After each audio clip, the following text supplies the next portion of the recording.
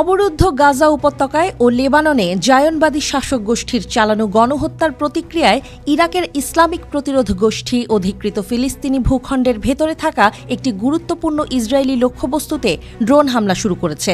নিজেদের টেলিগ্রাম চ্যানেলে প্রকাশিত একটি বিবৃতিতে সংগঠনটি জানিয়েছে তারা মঙ্গলবার ভোরে হামলা শুরু করেছে।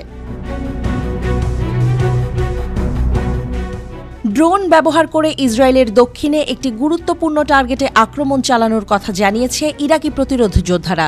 ড্রোন হামলা বা লক্ষ্যবস্তু ইসরায়েলি অবস্থান সম্পর্কে তারা বিস্তারিত কিছু জানায়নি, তবে তাদের স্পষ্ট বক্তব্য ইসরায়েলের দখলদারিত্ব প্রতিরোধ করার জন্য এমন হামলা তাদের পদ্ধতিরই ধারাবাহিকতা। ফিলিস্তিন ও লেবাননের জনগণের সমর্থনে এবং শিশু, নারী ও বৃদ্ধ সহ বেসামরিক নাগরিকদের বিরুদ্ধে ইসরায়েলি দখলকারীদের ঘটানো গণহত্যার প্রতিক্রিয়ায় ইসলামী প্রতিরোধের যোদ্ধারা হামলা চালিয়েছে।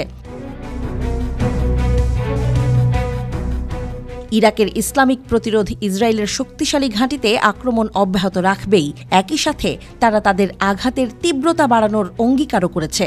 গত অক্টোবর থেকে তারা একই ধরনের শত শত অভিযান পরিচালনা করেছে। ইসরায়েলি সরকার গাজা উপত্যকার জনগণের বিরুদ্ধে গণহত্যামূলক অসম যুদ্ধ শুরু করলে এবং লেবাননের বিরুদ্ধে তাদের সহিংস কর্মকাণ্ডকে ভয়াবহভাবে বাড়িয়ে তুললে সক্রিয় হয়ে ওঠে ইরাকি প্রতিরোধ যোদ্ধারা। মঙ্গলবারের আক্রমণটি এমন সময় হয়েছে যখন বিক্ষুব্ধ ইসরায়েল জাতিসংঘের নিরাপত্তা পরিষদে এই নিয়ে নালিশ করেছে। দেশটি অভিযোগ করেছে ইরাক নাকি এসব হামলার জন্য দায়ী। পাশাপাশি তারা ইরাকি সরকারকে ইসরায়েলি অবস্থানের বিরুদ্ধে ইরাকের ইসলামিক প্রতিরোধের প্রতিশোধমূলক আক্রমণ বন্ধ ও প্রতিরোধ করার জন্য অবিলম্বে পদক্ষেপ নেয়ার আহ্বান জানিয়েছে। জাতিসংঘ নিরাপত্তা পরিষদের প্রেসিডেন্টের কাছে লেখা এক চিঠিতে ইসরায়েলের পররাষ্ট্রমন্ত্রী গিডিয়ন সার স্বীকার করেছেন দখলদার ইসরায়েলি শাসক গোষ্ঠীর দখল করে রাখা ফিলিস্তিনি ভূখণ্ডের মধ্যে স্থাপিত ইসরায়েলি টার্গেটে বিভিন্ন ধরনের শত শত ড্রোন এবং কয়েক ডজন ক্রুজ ক্ষেপণাস্ত্র নিক্ষেপ করা হয়েছে।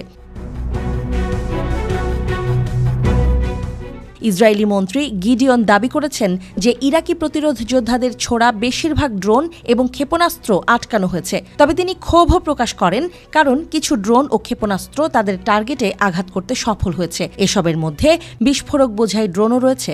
গত ৩ অক্টোবর উত্তরের অধিকৃত অঞ্চলে একটি ইসরায়েলি সামরিক ঘাঁটিতে এমনই একটি ড্রোন আঘাত করেছিল। এতে কমপক্ষে ২ ইসরায়েলি সেনা নিহত এবং ২৪ জন আহত হয়েছিল।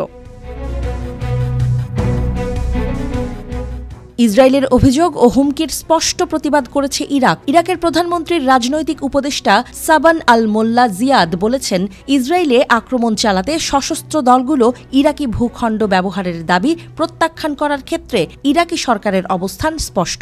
একইভাবে ইরাক তার মাটিতে ওই সংগঠনগুলোর বিরুদ্ধে ইসরায়েলি আগ্রাসনেরও বিরোধিতা করে বলে জানান তিনি।